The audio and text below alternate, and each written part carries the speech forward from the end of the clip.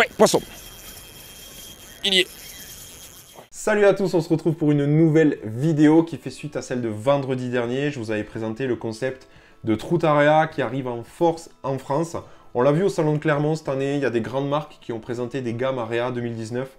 Donc c'est vraiment la preuve que les gens s'y intéressent et que ça arrive dans notre pays. Si vous n'avez pas vu la première vidéo, n'hésitez pas à aller la voir. Elle s'affiche juste en haut, il y a un petit lien là, vous pouvez cliquer, y aller, cliquez. Je vous avais donc parlé du concept Trout Area, des manches Big Fish, des versions XUL, de mon intérêt pour cette pêche-là. Et je vous avais parlé aussi de la Truite Area Cup, donc une compétition de pêche de la truite en area qui arrive en France. C'est la première édition, c'est tout nouveau. Et je ferai notamment ce week-end la première manche de Vinon-sur-Verdon dans le Var. Donc c'est une manche XUL, ça me permettra de découvrir un peu cette facette XUL parce que comme je vous le disais, la version Big Fish je connais, mais pas le XUL. J'ai un peu des a priori, je vous cache pas.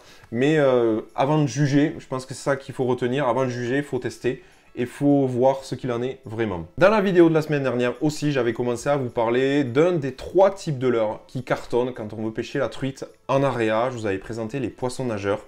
Aujourd'hui, on va parler des cuillères ondulantes. C'est vraiment l'incontournable, on va dire. Et poisson nageur et cuillère ondulante, comme je vous disais, c'est vraiment les deux types de leurres qui sont autorisés dans les manches XUL. Dans les versions Big Fish, on va pouvoir élargir un petit peu plus aux leurres souples notamment, et je vous parlerai des leurres souples dans la prochaine vidéo. Juste petite précision, que ce soit dans la première vidéo où je vous parle des poissons nageurs, dans cette vidéo où je vais vous présenter les animations de la cuillère ondulante, et dans la prochaine vidéo où on va parler des leurres souples, c'est avec certes ces 3 types de leurres, mais avec des tailles un petit peu plus adaptées à des manches Big Fish, puisque effectivement c'est ce que je vous ai dit dans le Truite Area. Ce que je connais moi, c'est la version Big Fish, donc des réservoirs un petit peu plus sauvages, un petit peu plus reculés, où on va pêcher des gros poissons. Donc automatiquement, on va prendre des poissons nageurs de 6-7 cm, des cuillères ondulantes qui vont faire 5-7 grammes, et des leurres souples plutôt de 3 pouces, vous verrez. Mais je ne connais pas encore, et j'ai pas l'habitude de parler des choses que je ne connais pas. Je ne connais pas encore la version XUL, mais je sais qu'on va travailler pour les poissons nageurs avec vraiment des minuscules crankbait, des minuscules petits poissons nageurs de vraiment 2-3 grammes maxi, 5 cm grand maximum. Donc ça, je vais le tester et après je vous ferai un retour, bien entendu. Et c'est d'autant plus le cas pour les cuillères ondulantes. C'est vrai que j'ai l'habitude d'aborder le réservoir avec des cuillères ondulantes, comme je vous disais, de 5-7 grammes, comme vous allez le voir dans la fin de cette vidéo, où je vous présente un petit peu les animations. On est avec des cuillères, voilà, 5-7 grammes assez lourds. Ce qu'il faut savoir, c'est qu'en area, et notamment en XUL, je vous rappelle pour info, c'est les manches où on va attraper des truites portions de 30 cm maximum, où là, le but, ça va être d'en attraper plus que le concurrent juste à côté, contrairement au Big Fish, où c'est d'attraper les plus gros poissons, bien sûr. Eh bien, les truites portions, on va les aborder avec des leurres un petit peu plus petits. Et pour la cuillère ondulante, notamment, j'en ai eu en main qui faisait genre 0,1, 0,2 grammes. Donc des trucs vraiment minuscules, il n'y a quasiment que le poids de l'hameçon. Et globalement, les cuillères ondulantes en area, je vous ai dit, il y en a des un peu plus grosses pour les Big Fish, ceux que je connais. Et il y a globalement pour l'area pure, on va dire, ça va être des cuillères ondulantes qui vont faire entre 1 et 3 grammes maxi. Donc vraiment des toutes petites que j'ai hâte de tester avec des petites cannes légères, ça peut être sympa. Et ce qu'il faut retenir sur les cuillères ondulantes, c'est qu'il y en a une multitude. Pourquoi? Parce qu'il faut pouvoir faire face à l'humeur du poisson une fois qu'on se retrouve au bord de l'area. Et il faut savoir qu'avec les cuillères ondulantes, il en existe donc de différentes tailles. Voilà, on va avoir des cuillères qui seront un peu plus ovales, un peu plus classiques. On va en trouver qui seront plus triangulaires avec vraiment des côtés un petit peu plus anguleux. Et on va en avoir comme ceux qui va s'afficher, je sais pas où là ou là. Vous en avez qui sont un petit peu hexagonales, enfin vraiment des petits trucs de forme complètement différentes. Et du coup, qu'est-ce que ça va faire ça? Ben, ça va donner une nage différente à la cuillère, des vibrations différentes à la cuillère. Donc c'est intéressant d'avoir un petit peu de tout pour faire face, comme je vous disais, à l'humeur du poisson. Ensuite, on va avoir des cuillères ondulantes qui vont avoir différentes couleurs. Bien sûr, quand on va pêcher la truite arc-en-ciel, on pense d'entrer aux cuillères d'une couleur un petit peu plus flashy, rose, jaune, pétard, etc. Donc ça, c'est important. Des cuillères qui vont donner un côté un petit peu plus métallique, donc doré, argenté, ça peut être intéressant aussi. Et bien sûr, du coloris naturel, on ne sait jamais. Donc, comme je vous disais déjà, de formes différentes, des couleurs différentes et aussi de grammage, de poids différents. Donc moi je vous disais sur le Big Fish c'est au-delà de 5 grammes. Là sur de XUL ça va être en dessous de 5 grammes. Et c'est important là aussi d'en avoir de différentes sortes pour prospecter différentes couches d'eau. Une cuillère qui est un petit peu plus lourde, elle va couler un peu plus, donc on va prospecter plus bas.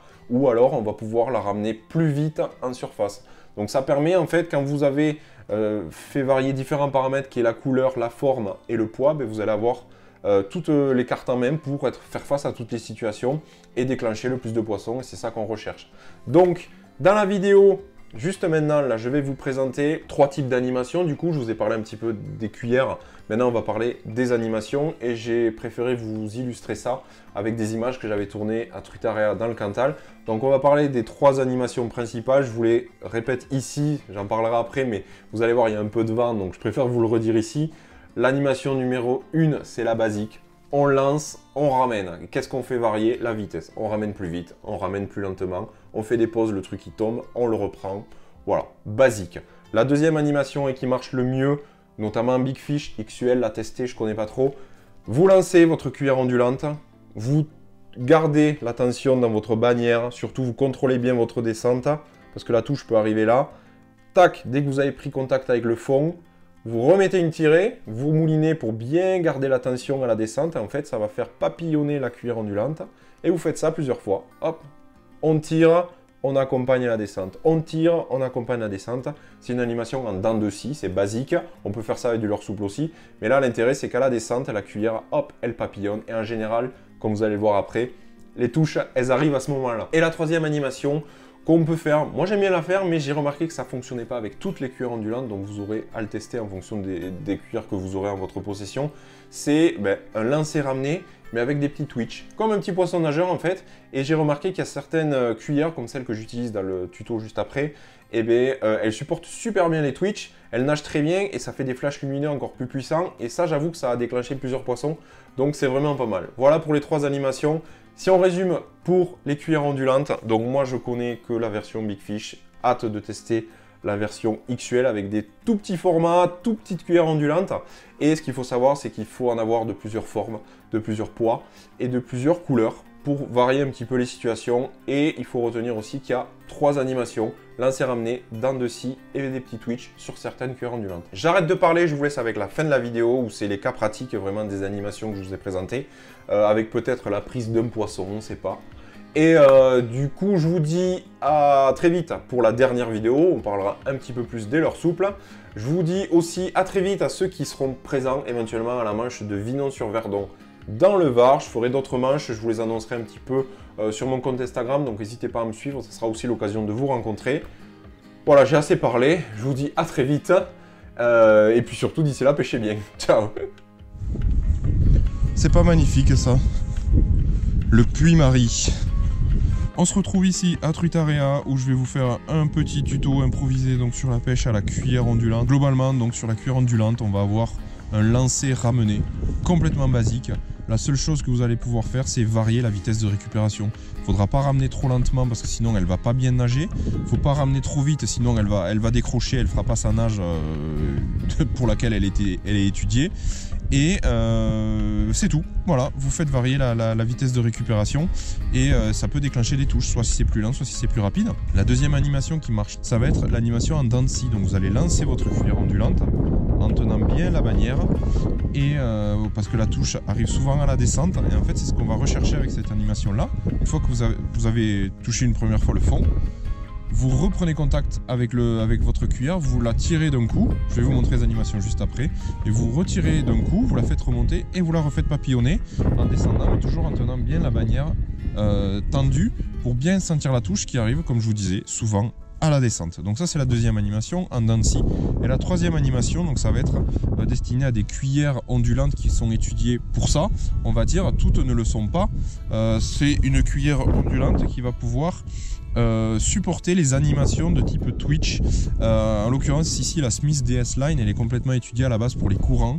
Donc c'est une cuillère que vous allez faire du lancer ramené avec, du dents de scie aussi, mais vous allez voir comme je vais vous montrer. Donc vous lancez, vous ramenez et vous mettez des petits twitch comme si c'était un petit poisson nageur. Elle réagit très bien, ça fait des gros flashs lumineux et ça peut déclencher énormément de touches. Voilà, je vous montre tout de suite les différentes animations en espérant, je l'espère, prendre un poisson.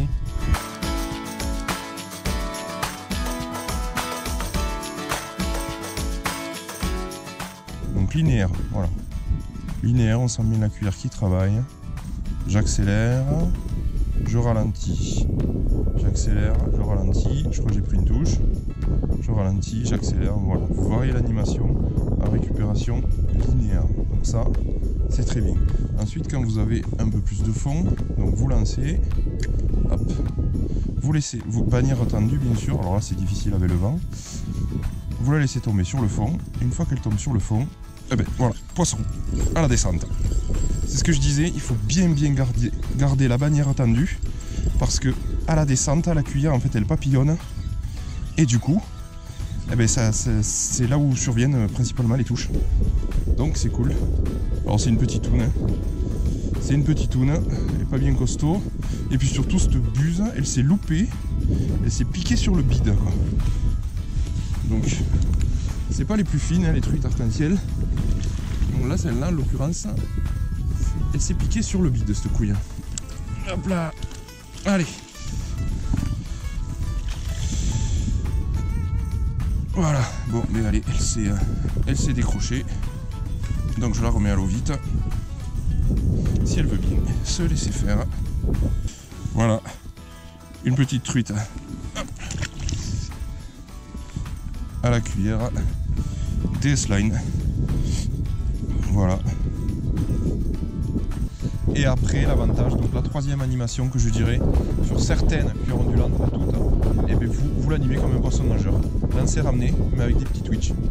Et donc là, moi je le vois au bord de l'eau, là, peut-être pas en caméra, mais je vois les flashs lumineux au moment où je twitch. C'est assez impressionnant. Et donc, ça rajoute une animation de plus sur cette cuillère ondulante.